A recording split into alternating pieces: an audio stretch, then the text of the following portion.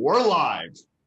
And that was the famous voice of Larry the Liberty Guy, not as famous as he's going to be once we get him some more exposure on this show and even get him his own show, right? Wouldn't you love that? Larry the Liberty Guy. Hey, welcome in the Dugout, everybody. This is Mike Stenhouse, your host, and we are in the Dugout here. So I'll put on my baseball cap early just to get rid of that formality. All right, lot to talk about. A huge victory for parents in South Kingston.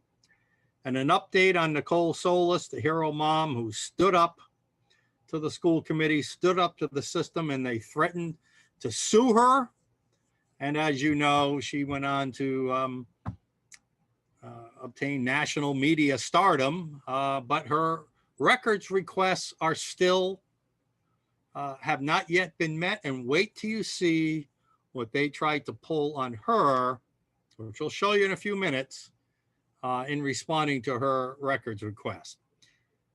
Plus, there's increasing speculation and evidence, I must say, that the push in our schools for gender neutral and racial equity curriculum and everything else that goes with it, all that influence, whether it's in the curriculum or just influencing teachers, is coming directly from the top. And I mean the very top, the Rhode Island Department of Education.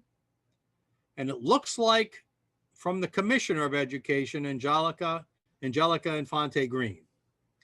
According to our sources, right, the evidence, and this is all according to our sources, that later this week, the evidence could pile up even stronger as a whistleblower teacher is rumored to be going public with what she knows and with evidence she has collected. That won't be released on this show, but she has agreed to join us after the fact and discuss what she has found. So more on these two. You know, is this stuff systematically being forced down on schools from the top? Okay, so today we've got two parents, three parents and two separate interview segments who are going to join us. First, we have a couple parents from Chariho. You know, it's not just South Kingston where this critical race theory stuff is going on, and it's not just South County, it's everywhere in the state. But two outspoken parents who are featured in an article on our blog site, the Ocean State Current, one white, one black, agree that this is bad for their kids, bad for our schools. They'll join us shortly. Also today, Kara Young will join us. Kara is one of the state's pro-life Catholic warriors. She wrote a piece that we also published in Ocean State Current today, and on the drag queen story hour, protecting the innocence of our children. This perverted drag queen, you know, people can dress how they want, but they don't have to be anti-Catholic. They don't have to be sexual misdeviants. And that's what they had speak to 0 to 6-year-olds in West Warwick over the weekend. Tomorrow, we're going to continue on this cultural theme. We're going to spend a bit of time with Barth Bracey. He's the head of Rhode Island Right to Life. We're going to discuss the status of the pro-life movement, legislation that may be pending, or whatever has happened, pro or con, in the last year or so in Rhode Island. Now, we're going to have an interesting segment tomorrow. A friend I recently met, you may have heard the trip I went to Idaho. I met him there. He's from Portland. He's got a radio show in Portland. And we were Portland, Oregon, that is, not Maine, Portland, Oregon, across the country. You all know about all the riots and the unrest they had for months upon months out there. Still going on to some extent. SWAT team members resigning, I mean, all kinds of stuff. He thinks the city could be dead for good, that it will never recover anywhere close to what it was once. And we're going to talk about, could Providence be on that same path? I mean, we've got a mayor who's equally as progressive and open to all these radical theories as we see in Portland. So we're going to talk about that with our guest, Jeff Krupp, tomorrow. Thursday, 3 more great guests coming on. The president of the national group, Parents Defending Education, will be on to talk about, you know, what's going on throughout the country. Not so much, you know, the South Kingston case that we spent so much time on, but what's going on about throughout the country, and what is her group doing to try to stop this indoctrination of our kids. We'll have a member of the really prestigious Independent Women's Forum on Thursday to discuss the pay equity legislation that's about to pass in this state. It looks like it's on a track. We're going to talk with her, the Independent Women's Forum, about how this is just bad legislation based on another liberal land of make-believe myth narrative. And then, of course, Thursday at the bottom of the hour, Dr. Andrew Boston, and will join us all things COVID. And speaking of Dr. Boston, once again, he has been proven right. Here's a tweet he put out. Well, not a tweet, a commentary he put out along with this, Dr. Claire Craig. And it's now, as he's been telling us and you for months, for an individual, the risk of vaccination must be balanced against the benefits. And for young people, that risk is not justified by the benefit. In fact, they are claiming that there should be a moratorium, a mass COVID vaccination of healthy, extraordinary, low-risk persons, which is most people under 30 years old. So again, we're getting the data is coming out stronger and stronger. As we mentioned to you last week, the WHO, the CDC, the FDA here in America are all recognizing the risks, the unnecessary risk to young people of getting the COVID vaccination when you're at virtually no risk from the COVID disease itself, if you're in that young, healthy, under 30 category. So congratulations to Dr. Boston for once again being right all along. And now the world is starting to recognize it, as are these major health organizations.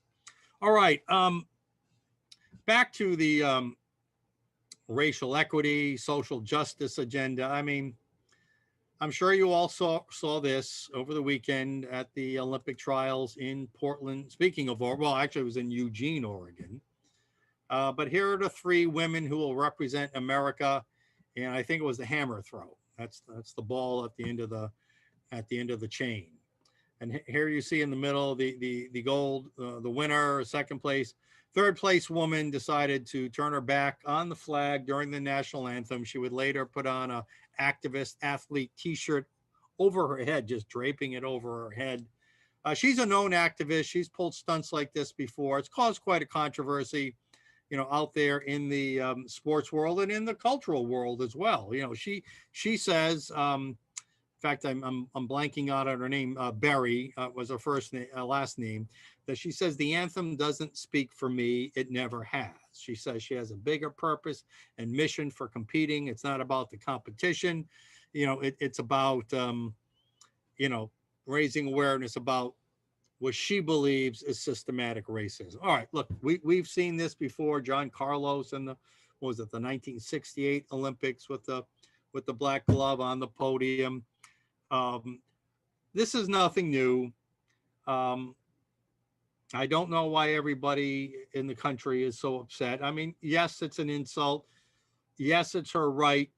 No, she should not be kicked off the team unless she broke some rule that I'm aware of the U.S. Olympic Committee. But yes, she should be getting all the criticism she's getting. And yes, I do hope it puts her under such pressure that it's going to inhibit her performance. Even though I love to cheer for Americans in the Olympics, in this case, it's hard for cheer for someone who hates our country, hates our flag, and won't even give you the courtesy of respect when the national anthem is played. And I was really sickened by the fact that that the White House basically took the athlete side on this, didn't defend America, didn't defend the anthem, didn't defend the flag. Jen Psaki, the circle back spokesperson for the White House, in referring to President Biden, said he would, of course, take pride, and in recognizing that there are moments when we as a country haven't lived up to our highest ideals. Now, I want to focus on that for a second. So many people and I'm going to partially agree. Well, no, I'm not going to agree. I'm going to partially agree, but I'm going to vehemently disagree. Does that make sense? With what this president spokesperson said.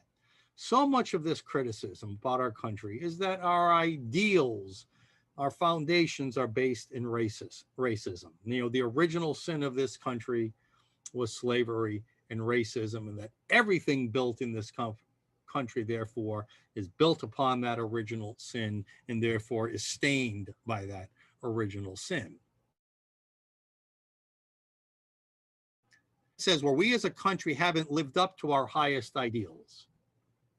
What that says to me, those ideals of this country are fine. And I agree, that is true. The great ideals, the principles of this nation, the Constitution, the Declaration of Independence, the whole concept of equality for all, not equity, equality for all.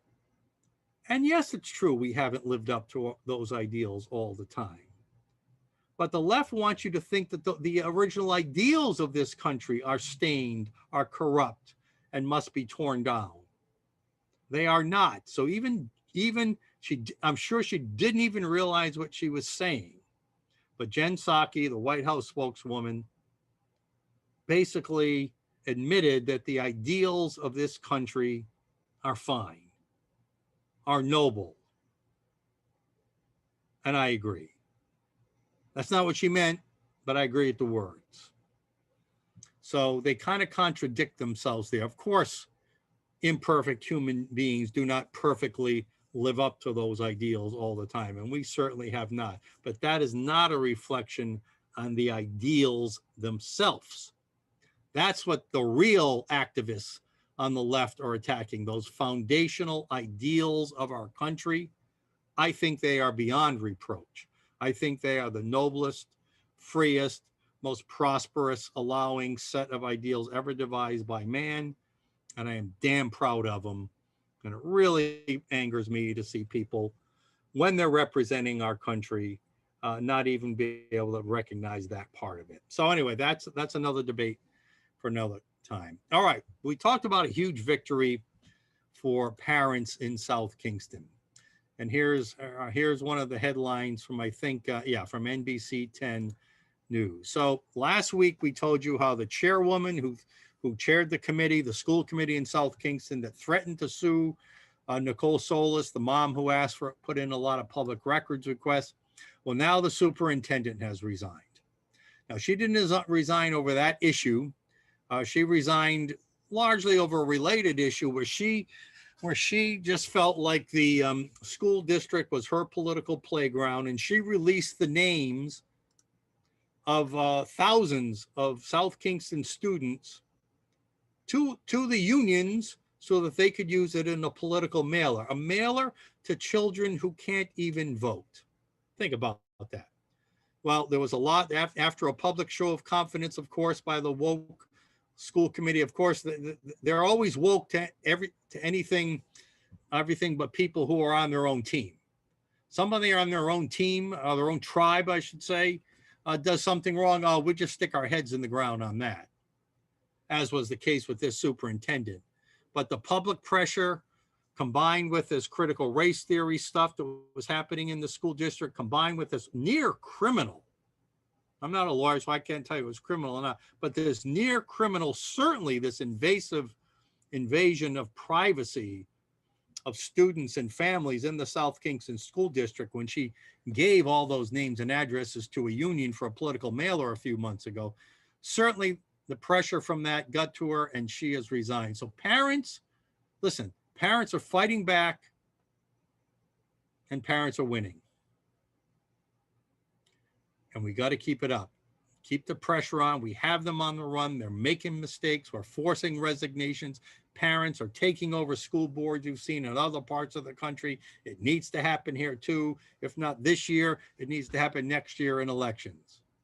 But parents, you are winning. You will win if you fight together on principled grounds, if you fight for your rights, if you fight for the rights of your children, and if you fight against these critical theorists and gender equity theorists and social equity warriors who just want to divide us, who want to control us, and who think that they know what's in the best interest for our own lives and for our own children. If you stand together, I guarantee you, you will keep winning.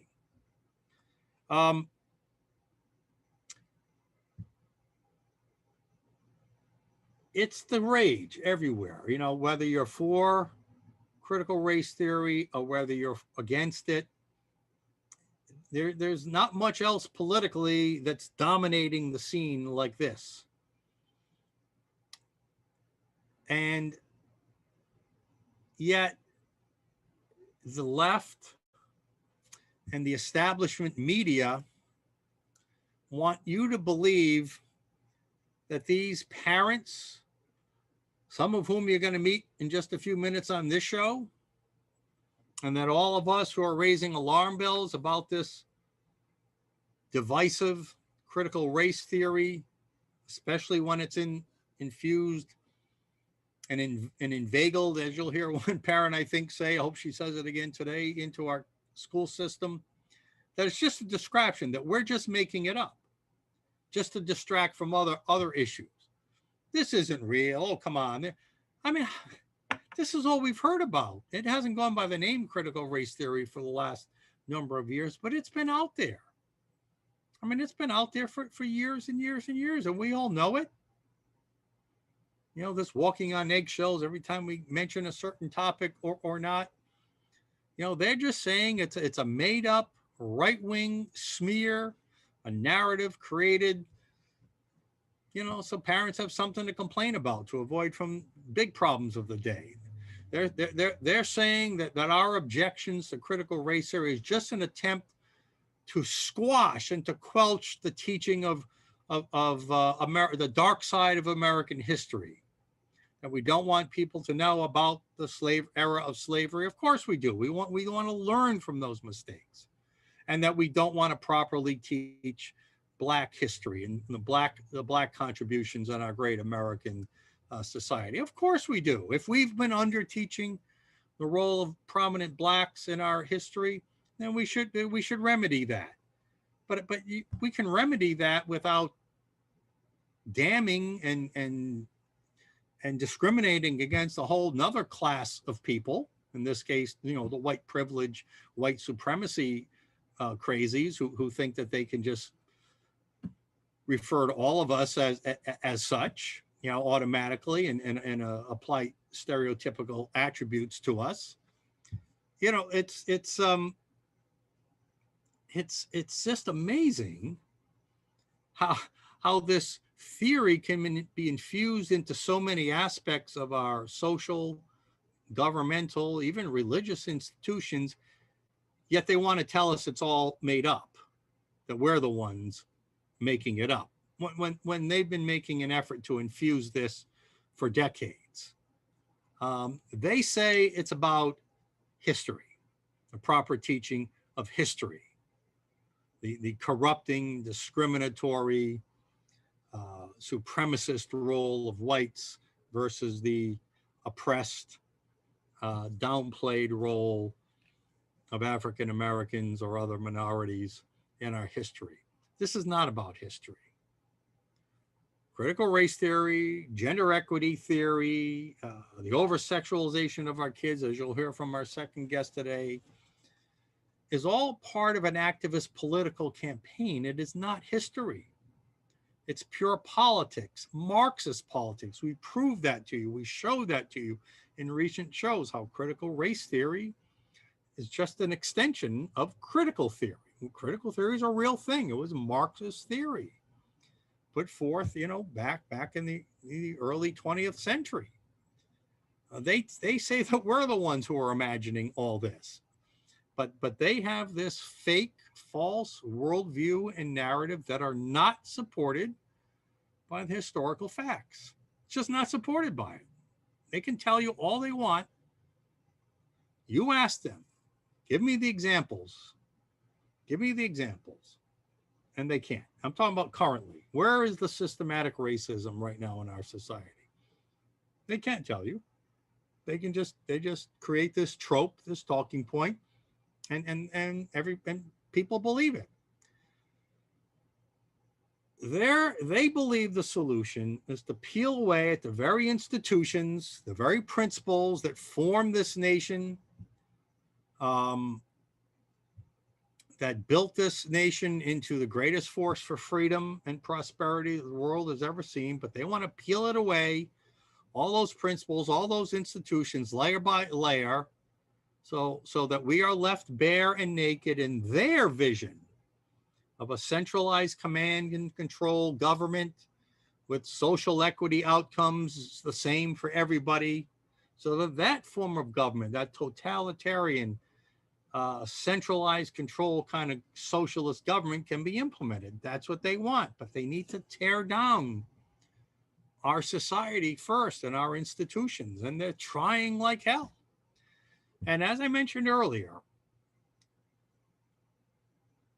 here in Rhode Island, the evidence seems to be growing that this push for these kinds of theories in our schools, whether it's racial equity, white supremacy, gender neutrality, whatever, is coming directly from the Director of Education and her team, Commissioner Angelica Infante Green. And that is really a sad development. We don't know that it's true, but I can tell you that evidence, and we're going to talk to some parents and ask them about that today. And we're going to keep looking into it. As I mentioned, there's a Providence. We saw the Providence reading list. All right, so let me backtrack. They're trying to hide what they're doing, right? The critical theory. They're trying to tell you it doesn't exist. It's all a figment of our imagination. But yet the evidence is piling up. And let me give you some of that evidence, keeping in mind that there's a teacher about to come forward through a different media entity, one that we've interviewed on this show, who's going to apparently come out with a lot of information that she has gathered in the last year or two. So we'll look forward to that. We've talked to her. We hope to have her on our show maybe as soon as next week.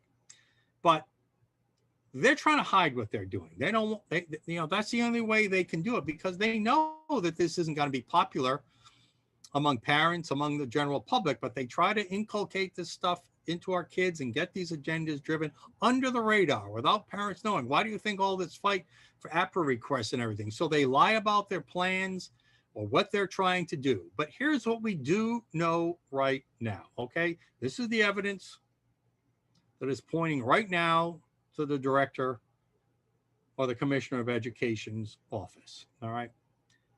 We've heard politicians on the radio who have talked to teachers. I've seen teachers on Facebook posts say that the Department of Education has given them a limited amount of curriculum choices, but that every one of those curriculum choices includes heavy, heavy doses of this racial equity, critical race theory kinds of stuff. Whether they call it that or not, they probably don't. So we've heard, that's evidence, right? We have testimony. I'm going to show you a Twitter video right now from the Commissioner of Education. This was at a Senate Oversight Committee hearing maybe a few weeks ago, where Senator Jessica De La Cruz questioned the commissioner on what's going on with these teachings. Just listen in, right? Just listen in right here. I didn't talk about race. What I said is that we have bias training because we all have bias. So we all approach something from what we've learned, right? I come from the city. I have a bias in terms of, let's say when I'm taking an assessment, when they talk about, I don't know, hey, or something that I'm not familiar with. So we all have a bias. The training is unbiased.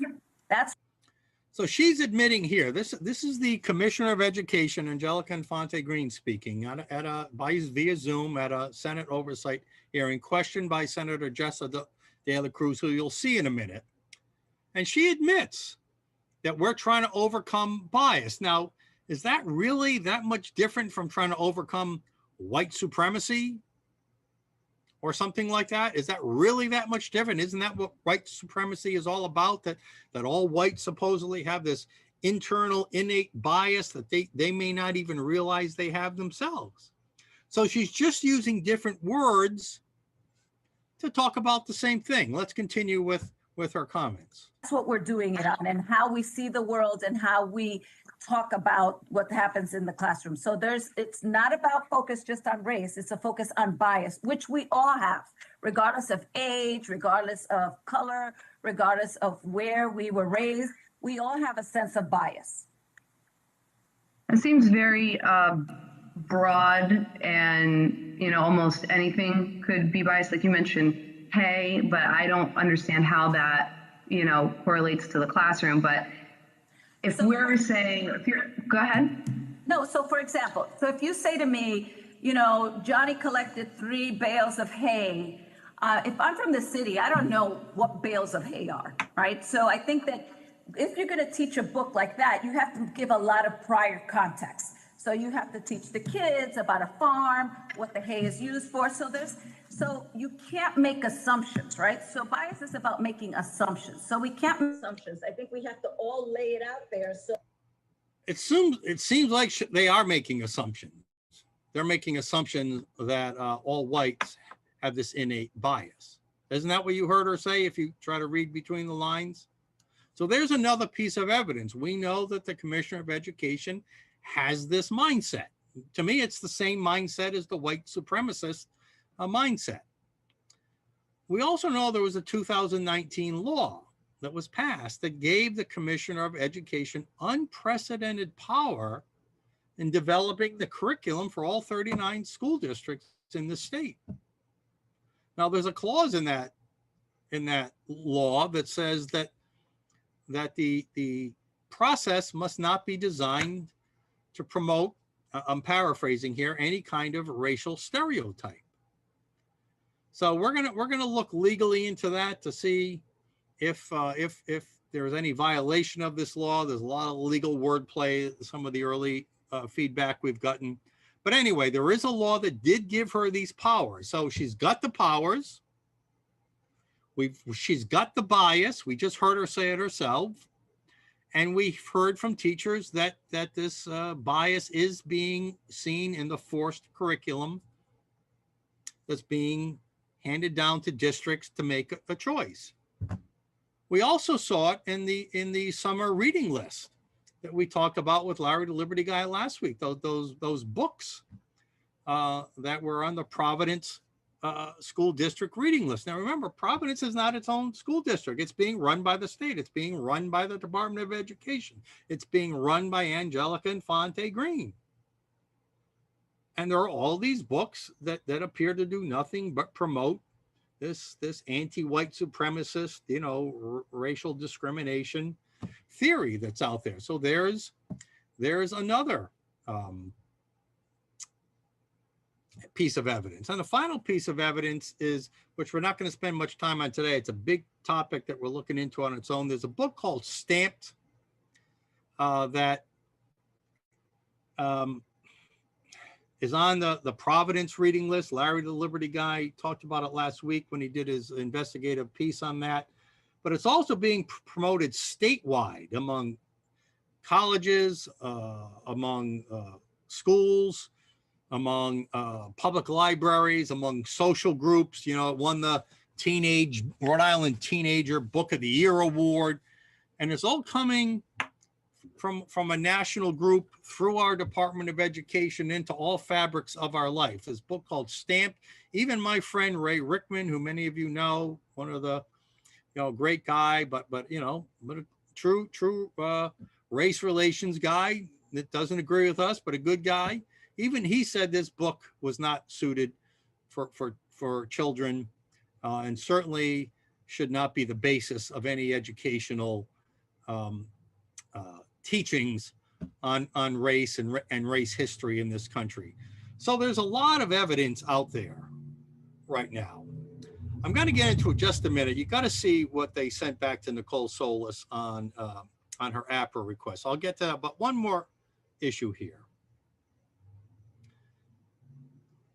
You could say that it's the right of the Department of Education to develop curricula. It's the law.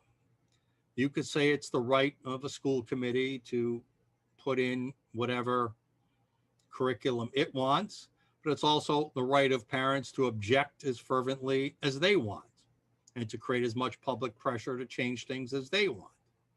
We do live in a free country, and people in power, elections do have consequences, as Barack Obama said.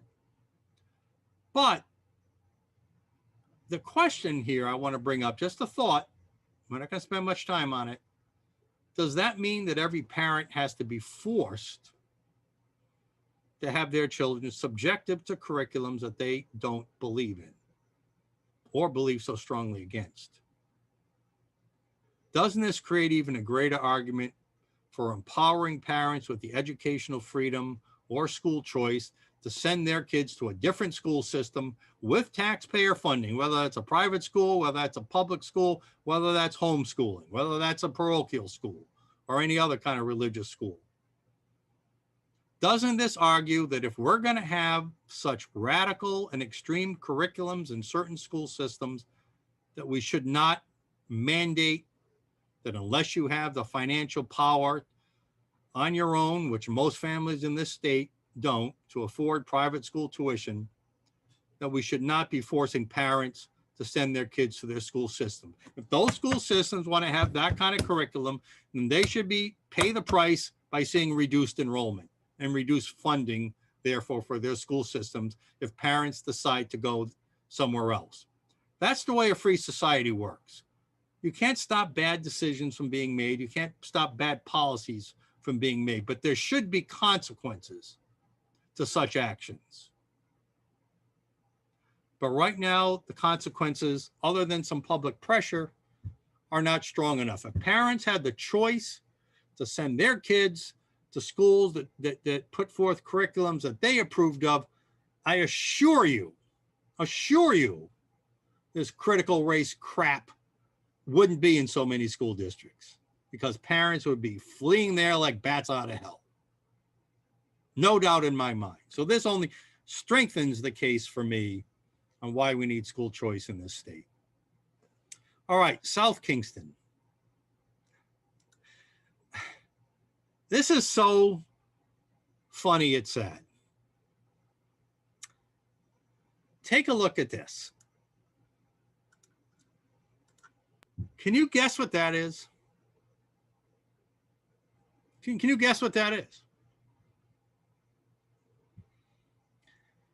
That is what pretty much almost all of the 3,300 pages in response to Nicole Solis's APRA request look like. She asked for emails among staff, school committee members on anything to do with critical race theory, social equity, buzzwords like that.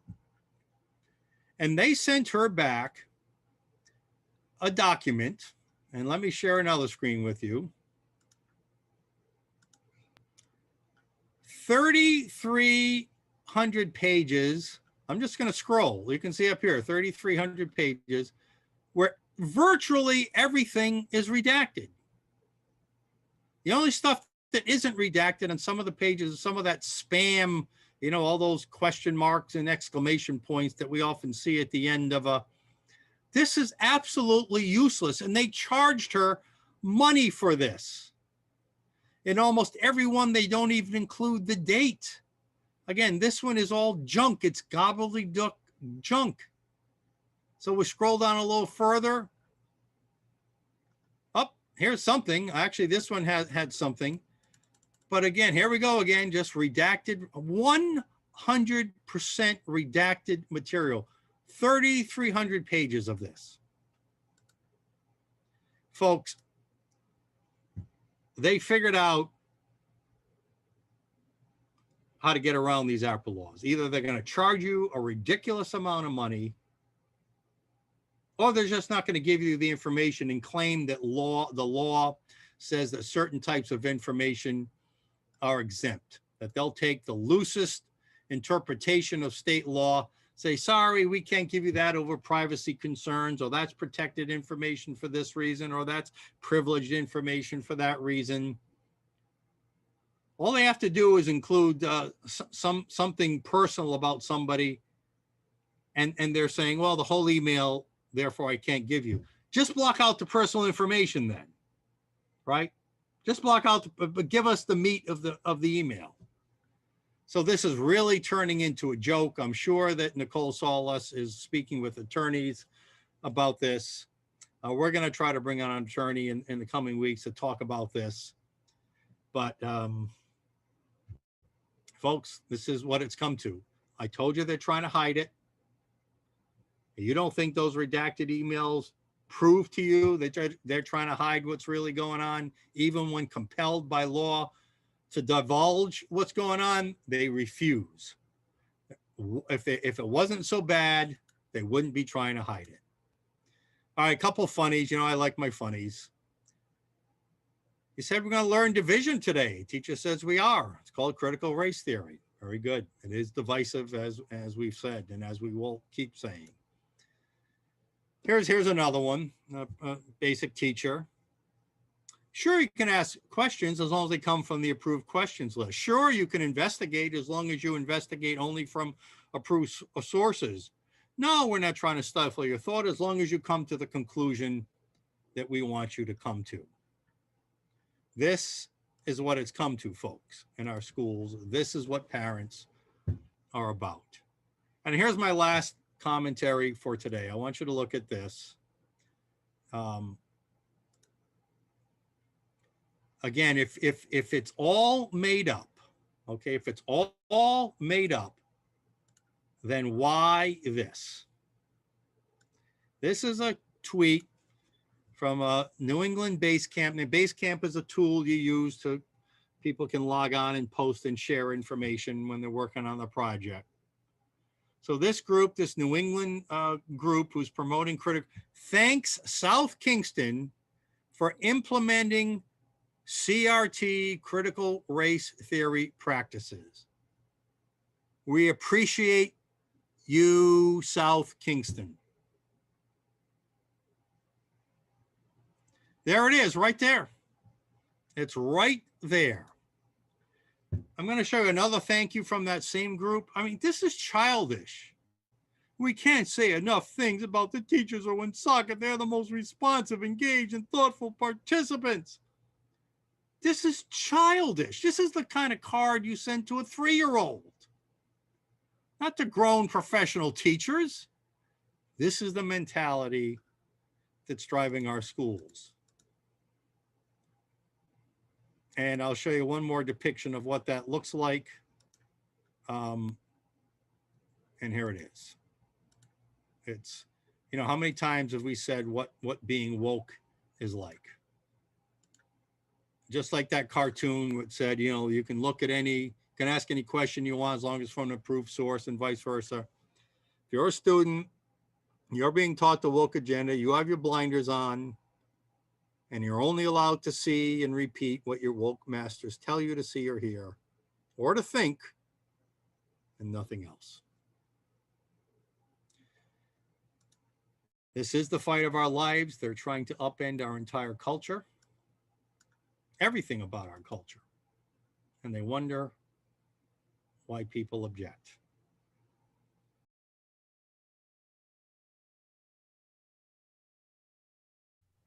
So most of the state and much of the nation is aware of what happened with Nicole Solis in South Kingston. But South Kingston is not the only school district that appears to be moving ahead aggressively with all kinds of indoctrination of our students, from critical race theory to gender equity to the over-sexualization agenda. I mean, it's just happening everywhere.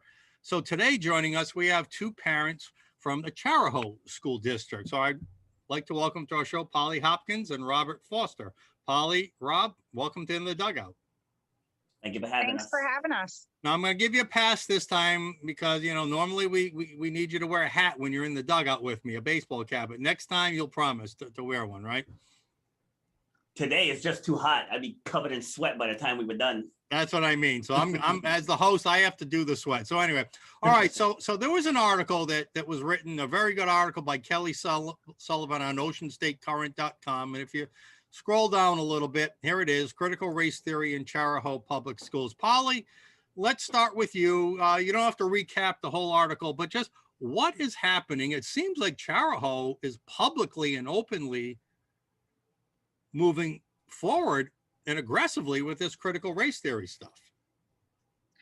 Yes, sir, they have. They've formed an anti-racism task force with the full intention of implementing a K through 12 decolonized curriculum.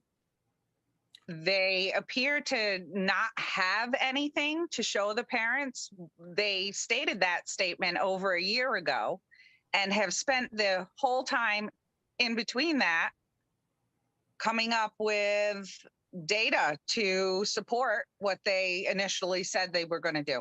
So we haven't seen any. So they're trying to justify this curriculum through some data. Robert, you live in the Chariho. You have 5 children. How many of your kids are in the school district right now?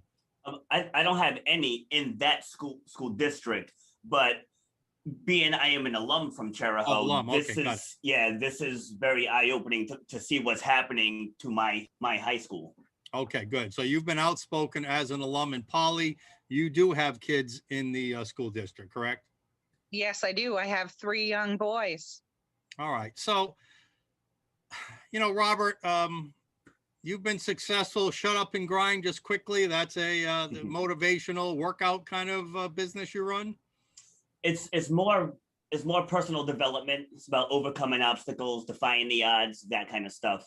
So then when I see stuff like this going on, which preaches the opposite, telling people that they're oppressed or telling people that they're an oppressor at the elementary school level, it just doesn't sit well. Like, you're going to set these kids up for problems later on in life.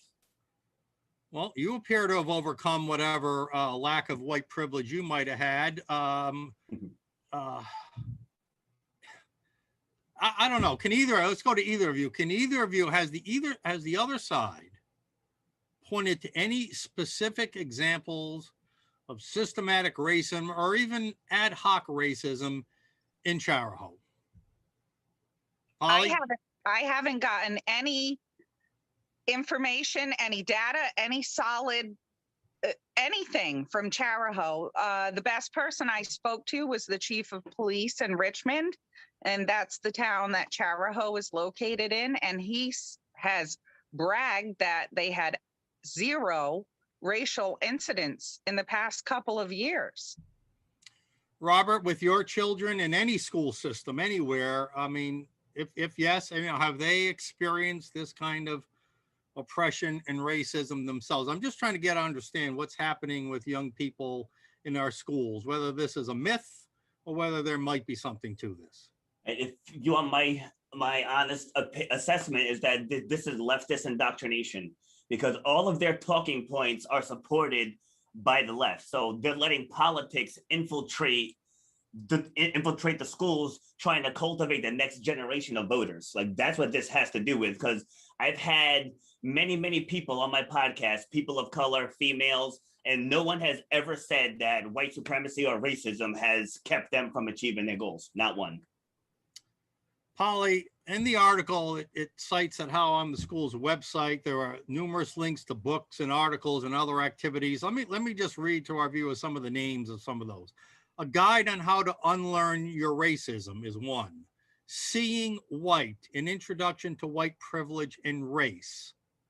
Why are all the Black kids sitting together in the cafeteria? Another example. Polly, when you see that, what do you think as a parent?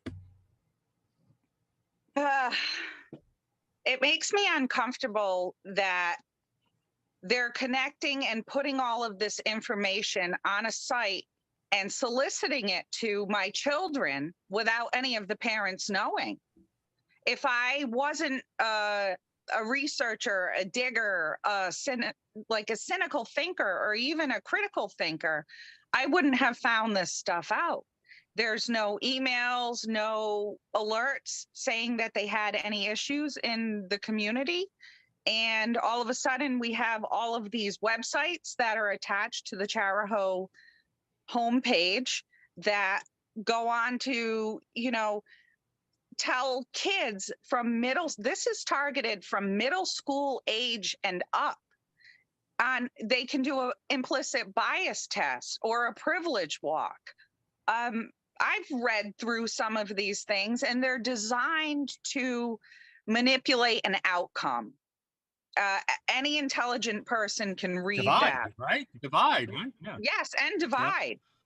Yep. The one statement that got me from the article was a statement about how to be an ally. And if you're white, that you should use your physical body to protect someone. And because the police are more likely to at least hesitate to cause harm.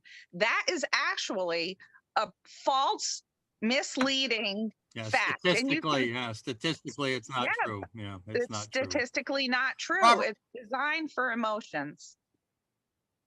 Robert, let me go to you and let me give a personal commentary here, then ask you about this third one I mentioned. Why are all the black kids sitting together in the cafeteria? Now, I was a pro baseball player, as you may know, and when I played in the 1980s, we didn't have any of these issues or problems. We were brothers. We were teammates. We lived together. I had roommates from all minority classes, all parts of the world and the country. And the locker room we were just brothers. But, 12 years later, I did some broadcasting for the Montreal Expos. And in the 1990s, now, this is going back good 25 years ago, I noticed that I went in the clubhouse. All the whites were, over here, and all the minority players are over there. It's like they self-segregated. So my question is, we've all heard this talk of tribalism, right? Where, we all belong to some tribe, whether it's a liberal tribe or a conservative or a black or a white or a Hispanic. I do believe that tribalism, all the balkanization of our country is happening here. Do you agree? And if so, why do you think so?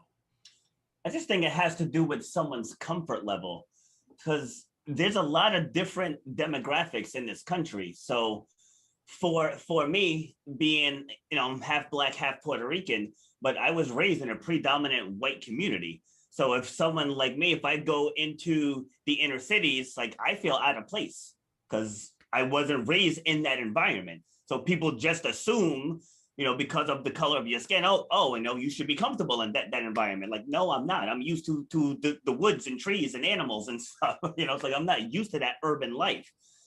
So if I'm in that area, I would probably seek out people, regardless of skin color, who came from a rural background, because that suits my comfort zone. Robert, let me stick with you and let me play for you something you posted on your Facebook page. Mm-hmm. We talked about it last week's show, but this is, and you mentioned you also have Puerto Rican in your family history. Yes. So apparently that makes you brown and not black enough for some. I just hate saying these words, but just listen to this Facebook post and tell me how you kept your cool when this guy said this. A 98% white clientele. Mm-hmm. 98%.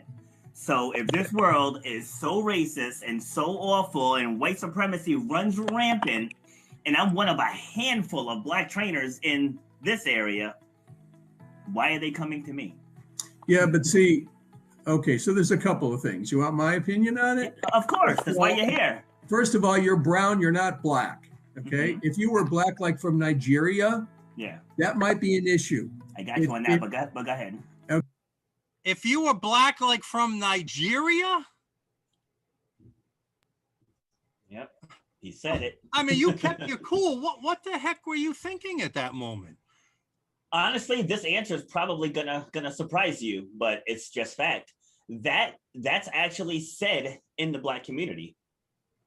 It really is. Like, darker skinned blacks say that lighter skin, brown people don't have it as hard as they do. So it's not something that I haven't heard before. All right, so this is interesting. So that is actually a belief system. Yes. Oh, Polly, from your white privilege point of view, have you ever heard of such a thing? I mean, don't you discriminate against all minorities, brown or black? Oh, I mean, come on, never. I'm just joking. I'm I just know you joking, of are. course, here. Yeah. No, So, no. I'm one of those people, it's all in the eyes for me. It's in the vibe, it's in the eyes. Some people expect you to be that way and they approach you and these vibes are just coming off of them. I think a lot of people know what I mean when I say that. But if you have an open heart and you're willing and able to discuss things with people, it's all in the way you approach life and other people. all right, let me continue with this Facebook post. And doesn't this guy in this next comment just absolutely defeat his own, contradict himself and validate the Martin Luther King narrative? Just listen. Okay, if you didn't speak the English language as well as you do, Yeah. if you spoke more street language, maybe you wouldn't get so many people. But at the end of the day, it really depends on what your talent level is. So if people see you as a good trainer and you have a nice personality, they're going to come to see you. It doesn't matter what color you are. Wait a minute. I thought he just said it matters if you're Nigerian black. I said that to him too. I was like, you just made my point for me. I was like, thank you. But for me, what stands out with this whole critical race theory thing is that they're preaching things that's the job of the parent. So things that I teach my kids, I look at curriculum like that. I'm like, that goes against what I'm teaching my children. Like, who the heck are you to fill my kid's head with some nonsense that I don't stand for?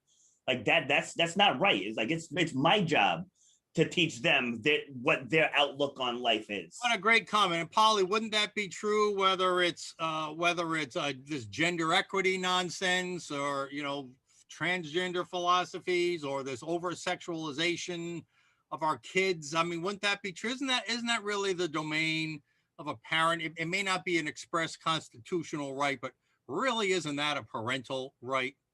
No, 100%. That's a parental right. I have a 9-year-old and they're discussing some of these things that aren't quite on the curriculum yet. And he is coming home telling me that, Mom, I felt uncomfortable today. I think the teacher told me something inappropriate. So kids, even at 9, have this instinct and they go to their parents saying, this is something I want to learn from you. I trust you. And I want to show a picture really quick. This is a picture of my twin boys, biological twins. One's clearly lighter, one's clearly darker. So by that school curriculum, do I have to tell Benjamin that he's an oppressor, and I'll tell Ricky that he's oppressed by that curriculum? I mean, I even imagine just picture mixed race parents. Yeah, that too, exactly. I mean, just picture a kid going home and now looking at his two parents with this information that's been indoctrinated in their heads, and they have to look at their parents that way. I mean, I'm sure we all know mixed race parents with kids in school systems, right? Yes. Oh, yeah. And one of the biggest problems is people don't even know what critical race theory is. I actually did a debate show on June 7th on my other show. And one of the guys who was there in favor of it didn't even know what it was, didn't know what his local school area was teaching. And I was like, how can you take a stance when you don't even know what you're getting behind? Like, that's a huge problem. Polly, so, based on the pushback we've seen from the Department of Education, from South Kingston, who everyone's trying to say, no, we're not really doing this, that, it's just your imagination that we're pushing this stuff. But if you look at what's publicly available, and on the one hand, I'll give Chariho credit for being a little more transparent with links to those kinds of books and this task force that they're openly promoting and everything, it seems pretty open. It's not a secret that Chariho is pushing this stuff. I mean, am I right in that observation? You're correct. Actually, it's already in the school. It's already inveigled into certain documents, curriculum, a little bit here, a little bit there. This is the big push to push it over the hill to get on board with the curriculums that are being pushed into all the All right. schools in the state. Let me key on that. Is it your, just quick answer, is it your opinion, I'll ask each of you, Polly, that this curriculum is being pushed from the top, from the Department of Education, even maybe from the commissioner herself? Oh, it's not my opinion. It's right on the RIDE website. And And I'd like to look at that later on that. Robert, do you agree this is coming down from the top, or do you think these school districts are making these decisions on their own? No, this is definitely political indoctrination. Coming down from the top? Yes. And you would put the blame squarely on Angelica Infante Green? Yes, because if they're the Department of Education, they have to foster the blame. Polly, tell us about your group and what any concerned parents might want to do to support you or join. My group is Chariho Community Fight Critical Race Theory in our schools. There's probably, if you come to mine. Is it a Facebook group? Facebook group? It is a Facebook group, yes. And if you come to my group, I'll gladly welcome anybody in from any political side, as long as you're there in good faith to learn, to contribute, and it's all about the kids. And I can redirect you to a town closer to you. We're setting up one for each district and each district school. So parents are able to see what's going down in their school. So a parent who wants to get involved doesn't have to have child in the Chariho school system. Wherever they are in the state, you want to work with them. Polly Hopkins, Robert Foster, thank you for your generosity with your time and for speaking out. So many parents are afraid to speak out. You've shown that it doesn't hurt. You've shown that it's self-fulfilling and feels good to stand up for your children and for your parental rights. Thank you again. Good luck in your advocacy. Thank you, sir. Good day.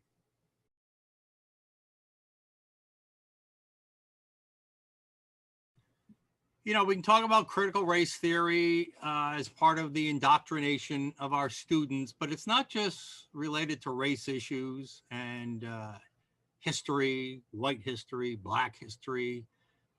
You know, there's a larger agenda here by the left to destroy traditional culture, family culture, religious culture in this country.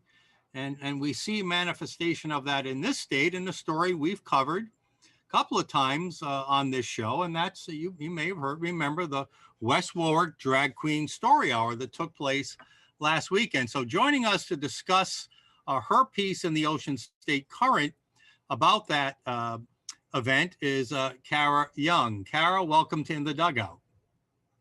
Hi, Mike. How are you?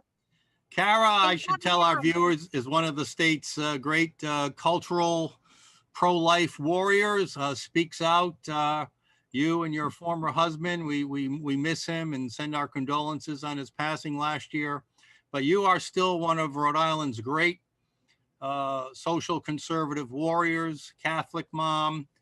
And you wrote a piece, which we're going to show here on the Ocean State Current. If you go to oceanstatecurrent.com, it's a number 2 piece down on there. And you talk about protecting the innocence of Rhode Island's children. And you wrote that about the Drag Queen Story Hour event that took place at the West Warwick Library last weekend. The floor is yours. What would you like to say to our viewers? A reflection of how far and how tyrannical sort of the LGBT agenda has become. And I don't mean that in each individual person. I'm not saying that each same-sex couple has this agenda. No, it's sort of like a more of an ideological umbrella starting more at the top. But like I was saying, when you go back 10 years ago and you look at something like same-sex civil unions, which were at that time being promoted as, we just want to get the same rights as everybody else. We need to have health insurance as a couple that's been together for a long time. That's all we want. And Chris and I were saying, and other people too at that time, you don't understand. This is a foot in the door that they want so that they can then force same-sex marriage because they'll use it, they're a protected class. And it just keeps going on and on and on. You'll notice it's never like, okay, that's it. We've got what we wanted. It's enough. All right. So you're saying there was a slippery slope back then and you forewarned and we forewarned. But what about this Drag Queen Story Hour? What about this doesn't protect the innocence of the children. Let's go right to your article. Yeah, well, I mean, I think that any sort of hypersexualized person is not the best pick to put in front of 0 to 6-year-olds. Although I live in Narragansett, obviously it's something I think that the whole state should be wary of, because if they're doing it in West Warwick today, they could be doing it in Warwick and Narragansett, you know, anywhere throughout the state to come. And so, I mean, I think in the opinion piece, I had said, do you see strippers from the Foxy Lady being asked to host story hours at the West Warwick Public Library, or Chippendale dancers? You know, why not? Why do you think that is so? Why do you think that is so? You mentioned a cross-dressing adult male sex performer with a documented history of vile, sexual, and bigoted anti-Catholic social media posts. Why do you think they chose that person over the stripper? Well, you know, they do this in a way. They do it during Pride Month. Pride Month, you know, what they call Pride Month. They say that it's all about tolerance and inclusion, but it makes absolutely no sense. This is a hypersexualized person that does sex shows that, you know, if you look on their Instagram account, I mean, mocking religion, no other religion besides Catholicism, by the way, would that be allowable? Like, that person would just have been immediately never allowed in the library door. But because they mock Catholicism, because they mock, you know, any sort of cultural norm. He had, and I'm not going to be too explicit here, but, you know, he was dressed up as the Virgin Mary in one of his Instagram posts, mocking the Virgin Mary and holding what appeared to be at first the Christ child, maybe Jesus, and you look closer and it's a fake phallus. And that's who these people let in. I get that. We get that. But I want to get your opinion on this. Why do you think town council and librarian officials are compliant with this? Why are they going along with this obvious deviant behavior? Why do you think?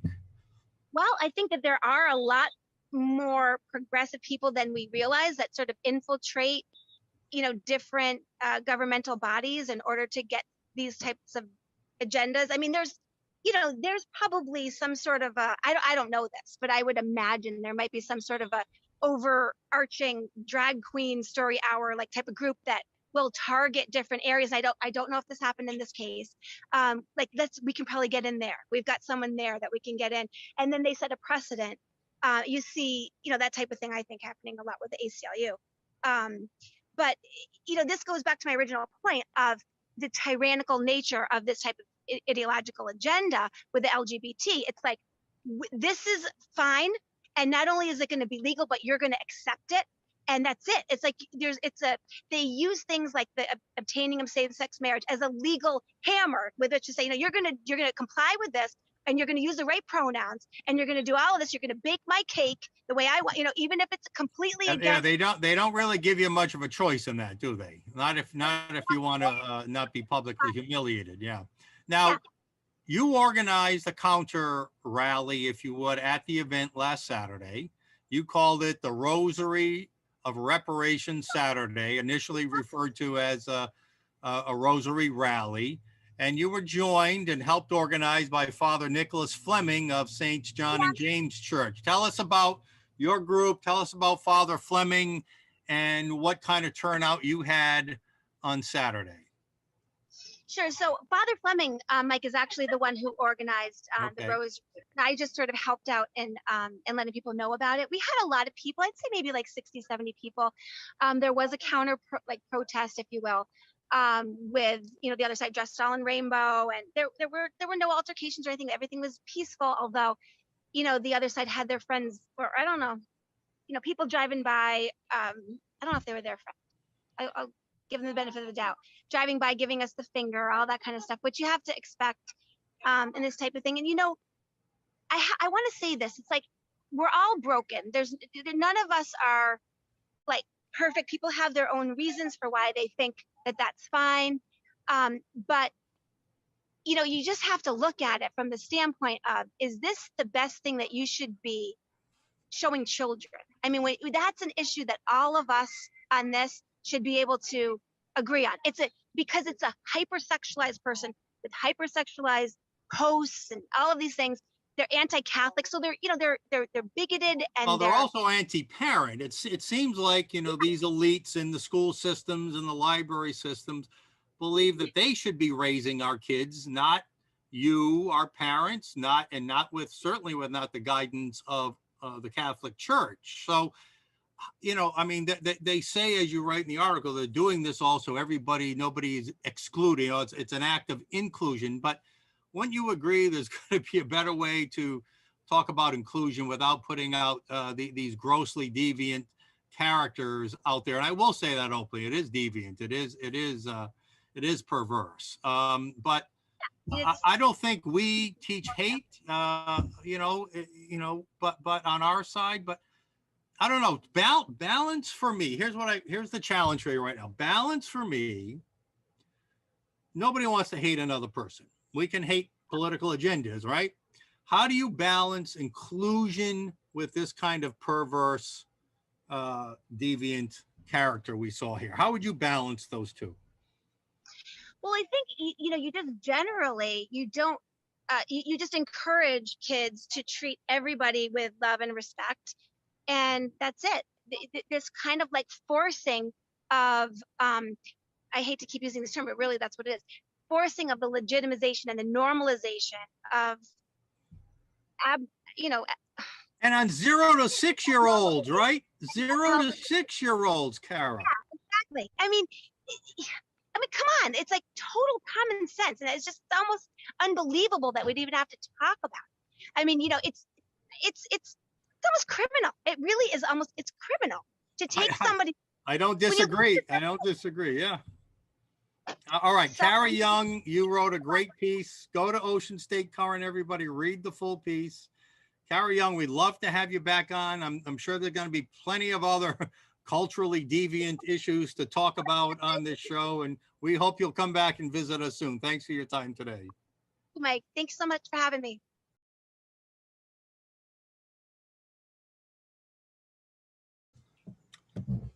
Folks, what great parents. Robert, Ollie, Kara. They are trying to indoctrinate our kids. This is the fight of our lifetime. You must be engaged. You must fight. Listen, as we enter the July 4th weekend, I wish you a very happy Independence Day. I hope you celebrate for as long as we're allowed to celebrate it. And I want you to remember what we talked about last week. Let's not be defensive. Let's celebrate American privilege, what a privilege is to live in this country, despite what we're going through now, and how great American supremacy has helped change not only the lives of our people, but the lives of so many throughout the world. It's brought freedom and prosperity throughout the world. American supremacy, American privilege. Let's celebrate that. Let's go on offense this July 4th. All right, look, next week, we're going to be taking a much reduced summer schedule. A couple of reasons. We're redesigning the show, redesigning the Ocean State Current, going to relaunch in the fall. You know, I run a nonprofit. I have to focus on fundraising and putting a business plan together, and we're doing all that. We have big plans for this show. We have big plans for the Ocean State Current. And a lot of people are so busy during the summer with so much else. We're going to have some shows here or there, but it's going to be on a reduced schedule next week.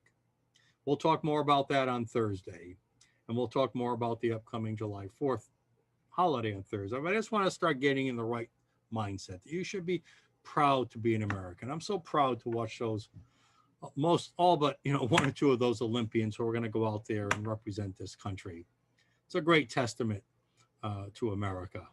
And I guess it's even a testament that we allow people to disagree and show their disapproval. That is one of the great rights of free speech in this country. There are consequences to that, maybe, but not from the government. So again, tomorrow, really interesting show on pro-life movement in the state.